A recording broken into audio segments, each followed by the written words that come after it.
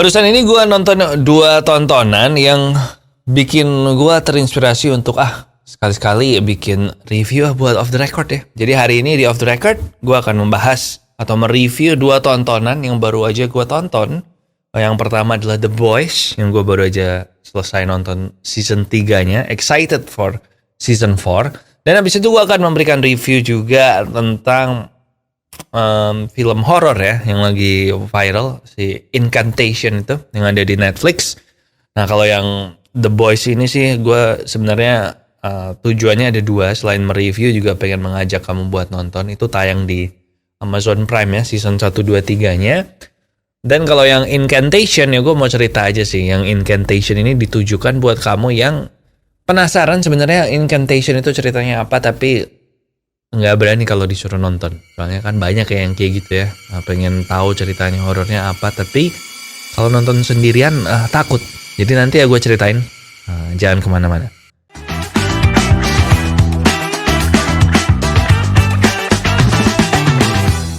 Ya, welcome back di Off The Record Podcast Popo on the Radio bareng sama saya Popo Kusen.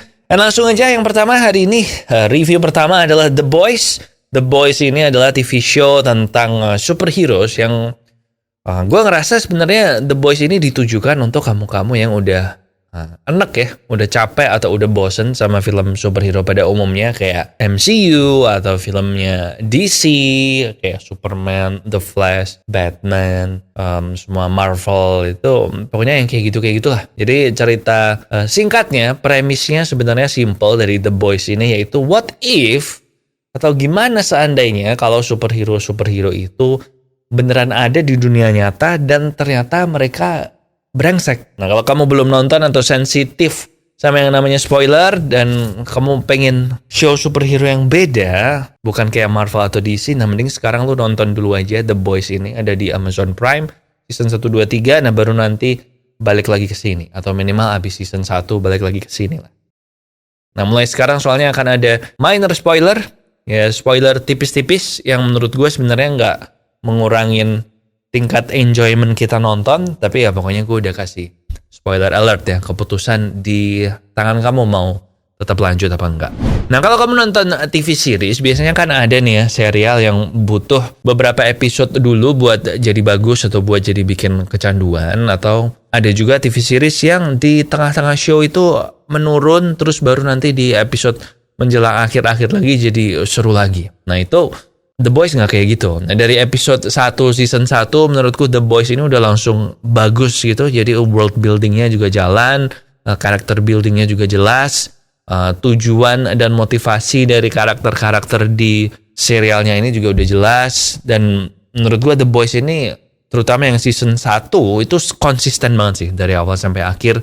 Jadi nontonnya tuh kayak fun terus gitu dari episode 1 sampai episode 8. Nah tadinya sebelum gue nonton The Boys, gue tuh sebenarnya sempat khawatir kayak ini bakalan edgy nggak ya, bakalan terlalu edgy buat gue nggak ya, kayak edgy for the sake of being edgy. Jadi ini serialnya kan sebenarnya rada brutal ya, dan gue takutnya kalau ya ntar film ini jadi terlalu mengandalkan sadis, gory, brutal, banyak darah, tetapi jadi nggak meaningful. Tapi ternyata gue salah, karena menurut gue balance sih ini The Boys ini. Jadi kejadian-kejadian brutalnya sama dark komedinya itu seimbang. Bayangin aja ya, adegan pertamanya The Boys ini itu kan tokoh utamanya ini pacarnya mati.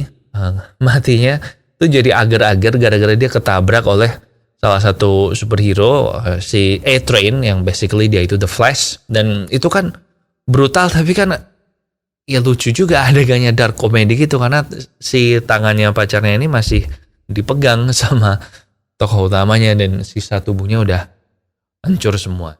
Jangan salah ya, walaupun dark comedy, The Boys ini tetap ada seriusnya, dan penempatan adegan-adegan yang serius sama yang komedi itu tuh bener aja gitu timingnya. Contoh ya, salah satu adegan favorit gue di The Boys season 1 itu adalah adegan pesawat terbang. Ntar kalau lu nonton, lu tau lah maksud gue adegan pesawat terbang tuh yang mana. Nah ini soalnya bener-bener messed up banget sih situasi di pesawat terbang ini, dan tetap terkesan serius. Dan tentu aja nggak mungkin dong kita ngomongin The Boys tanpa ngomongin musuh utamanya The Boys ya. Jadi The Boys ini tuh mereka pokoknya tujuannya adalah ingin membunuh superhero di dunia. Karena mereka tuh tokoh-tokoh utamanya The Boys itu kayak sekumpulan manusia biasa yang punya dendam sama superhero. Jadi mereka masing-masing punya target gitu. Gue mau bunuh ini, bunuh ini, bunuh ini. Nah tapi big bossnya musuhnya itu ya basically Superman tapi jahat sih. Itu Homelander. Homelander ini boring ya sebenarnya jawaban Superman tapi jahat itu. Cuman Homelander ini menurut gue bagus banget sih. Dia kan nggak seboring Superman itu jahat. Jadi kan dia leadernya The Seven nih musuhnya. The Seven itu kalau di sini ya basically plesetannya Justice League lah. Jadi di situ ada Aquaman-nya, terus ada Superman-nya, si Homelander, ada Wonder Woman-nya, terus ada Batman-nya, ada siapa lagi sih? Oh, ada The Flash-nya dia. Dan semua tokohnya The Seven ini itu tuh jelas banget karakterisasinya. Karakternya mereka jelas, motivasinya apa, mereka tuh orangnya gimana, dan konsisten juga dari season 1 sampai season 3. Dan yang bikin gue amazed adalah ini kan tokoh musuh, tapi semua dapat karakter arc sendiri-sendiri gitu. Pengembangan karakternya itu jalan, nggak cuman muncul buat dikalahin doang kayak di film superhero yang lain.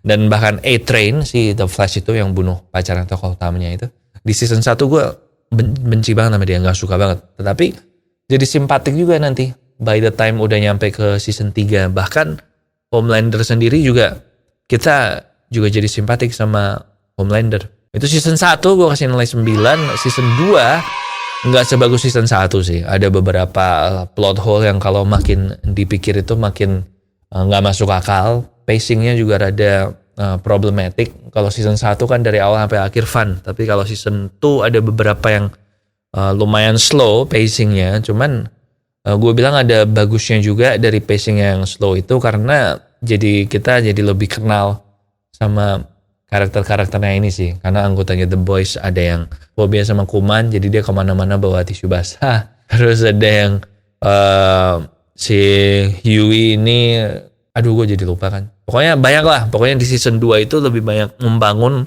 karakter-karakternya ini biar kita lebih kenal. Terutama si Homelander. Gue bilang tapi kalau season 1 gue kasih nilai 9, ya season 2 ini gue kasih nilai 7 lah. Masih bagus, tapi gak sebagus season pertama. Nah season ketiga gue baru beres nonton minggu lalu kayaknya. Minggu lalu gue baru beres nonton season 3 dan masih barusan aja. Jadi gue gak akan ngasih spoiler untuk yang season 3. Gue pengennya lo nonton season 1, 2, 3 lah. Dan season 3 nih pasti lebih bagus dari season 2. Kalau season 1 gue kasih nilai 9, season 2 nilainya 7. Nah season 3 ini gue kasih nilai 8,5 lah. Basically di akhir season 2 gue ngerasa wah ya udahlah kayaknya The Boys tamat aja nih season 2. Kayaknya gue gak tertarik buat nonton season 3. Tapi di akhir season 3 gue jadi gak sabar buat nungguin season 4. Soalnya season 4 udah diumumkan akan diproduksi dan season 4 kayaknya bakal seru sih. Plus ingat tadi gue bilang Homelander ini musuh terbaik superhero saat ini. Nah di season 3 dia lebih bagus lagi men. Pokoknya lu ambil lah musuh terbaik superhero siapa. Misalnya rata-rata bilangnya Thanos kan. Nah ini tuh gak kalah sama Thanos. Keren sih Homelander. So that's it with The Boys. Remember nonton di Amazon Prime season 1 sampai 3. Saran gue bertahanlah di season 2 walaupun lo ngerasa bosen. Ditahan karena season 3-nya bagus and season 4-nya I'm super excited. Oke, now buat Incantation. Gue gak tahu cara nge-review film horor karena gue sebenarnya baru-baru aja sih baru jadi suka film horor ya. Jadi untuk Incantation gue akan langsung full spoiler mode. Gue akan nyeritain aja lah film ini tuh sejauh ingatan gue karena gue nonton cuman sekali. Jadi buat kamu yang penasaran sama Incantation tapi karena suatu sebab kamu gak mau nonton atau takut nonton atau apa, silahkan. Ini dia Incantation full spoiler mode ya. Jadi Incantation ini modelnya kayak film-film kayak dokumenter gitu. Jadi seolah-olah kita nemu video kamera yang dipegang tangan ini kan, handycam gini yang dipegang sama tokoh utamanya. Dan dia beli handycamnya ini buat ngerekam kehidupan barunya dia bersama anaknya dia yang 6 tahun yang lalu waktu masih bayi dia tinggalin di panti asuhan supaya nggak terpengaruh sama kutukan dari si mamanya ini. Mamanya ini juga keluar masuk rumah sakit jiwa sih di 6 tahun terakhir. Akhirnya dia dinyatakan sembuh, ngebawa pulang anak yang kecil, dan seperti film horor pada umumnya terjadilah kejadian-kejadian aneh di apartemennya mereka itu, kayak tiba-tiba lampu mati, terus si ceweknya ini juga kayak kerasukan gitu kan. Dan ternyata 6 tahun yang lalu si mamanya ini tuh waktu masih kuliah, dia tuh anggota tim kayak pemburu hantu gitu, yang pergi ke tempat-tempat serem, ngebawa handycam untuk membuktikan kalau nih loh tempat ini nggak ada tempat seremnya. Dan si pacarnya mamanya ini waktu itu ternyata keluarganya dia punya tradisi ritual aneh gitu, dimana keluarganya semua mesti kumpul setahun sekali and then berdoa aneh-aneh kayak pakai mantra-mantra gitu kan. Incantation artinya kan mantra ya. Jadi ada mantra-mantra gitu, dan ada tempat terlarang di situ, ada terowongan terlarang yang harusnya nggak boleh masuk. Nah, akhirnya si pacarnya masuk sama si temannya satu lagi. Mereka berdua mati kena kutukan. Matinya tuh kutukannya bikin bunuh diri gitu. Dan si mamanya kabur, tapi terlambat udah kena kutukan. Endingnya gue sebut ya. Endingnya gue nggak tahu sih. Oh, endingnya mamanya mati, balik lagi ke tempat terlarangnya itu, bunuh diri juga karena kutukan di situ. Dan twistnya dari film ini yang banyak bikin orang merinding adalah karena di sepanjang film ini itu tuh ada kayak semacam penyelidikan kan. Mamanya dibantuin sama temennya menyelidiki ke kuil-kuil Buddha gitu kan. Ini sebenarnya dewa apa sih yang disembah sama si keluarga pacarnya ini. Dan si keluarga pacarnya ini tuh waktu pertama kali ketemu bilang sama si mamanya, bahkan mamanya juga di video cam yang kita nonton itu bilang, sebelum kita mulai nonton, kamu coba tangannya kayak, gue lupa tangannya gimana gini, terus sambil nyebutin mantranya. Dan di akhir itu akhirnya di reveal kalau sebenarnya mantranya itu bukan mantra penolak kutukan, tetapi mantra untuk berbagi kutukan. Jadi semua orang yang ikut melafalkan mantranya ini itu akan ikut menerima kutukannya. Tapi makin banyak orang yang melafalkan mantranya ini, kutukannya makin berkurang efeknya. Jadi kalau misalnya cuma satu orang yang gini, nah dia mungkin langsung bunuh diri. Tapi kalau 3 orang ya mungkin nggak sampai bunuh diri gitulah. Jadi si mamanya ini menjebak kita supaya anaknya dia ini kutukannya nggak terlalu berat dengan cara nyuruh kita gini sambil melafalkan mantra-mantra itu. Endingnya kayak gitu sih.